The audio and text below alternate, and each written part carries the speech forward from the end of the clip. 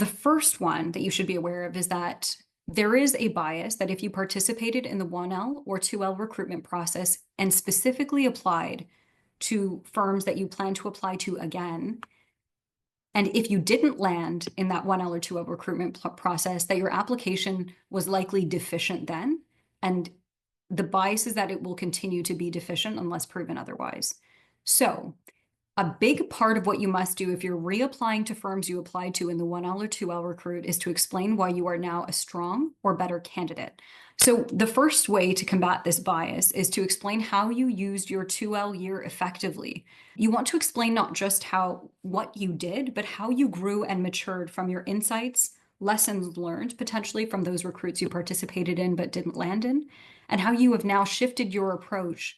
The second bias is that some people have chosen not to participate in recruits in the past. If you chose to study abroad one summer, or if you decided to continue working on a side business in a summer and you just decided to forego the 1L and the 2L recruits, some employers will note that as you not being a serious candidate. How will they know you didn't participate? They might assume it based on what you did instead of working in a legal capacity in 1L or 2L.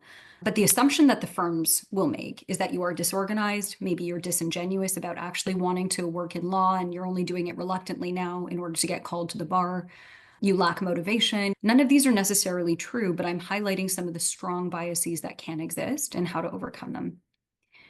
So to deal with this, you must clearly explain your absence from previous recruits and highlight what you spent your time doing instead in a way that's as valuable as possible. The third assumption is that you are applying, you may not be a great candidate, you may just be lacking in focus, you may not be serious. Firms and recruit, unlike the summer recruits, are on a higher level of alert for Hail Mary candidates who are basically just desperate for a job, any job, who aren't serious about the firm, the practice area, or making a long-term investment in contributing to the firm. And you're just looking for a way to get paid. You're looking for a way to qualify as a lawyer in the province that you are practicing in, and you don't have you're not going to bring meaningful value to the firm.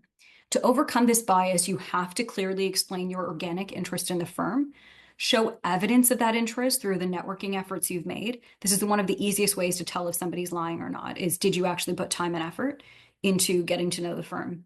You want to demonstrate your knowledge of firm values and practice areas of strength, and you want to have a clear answer for why you're interested in them.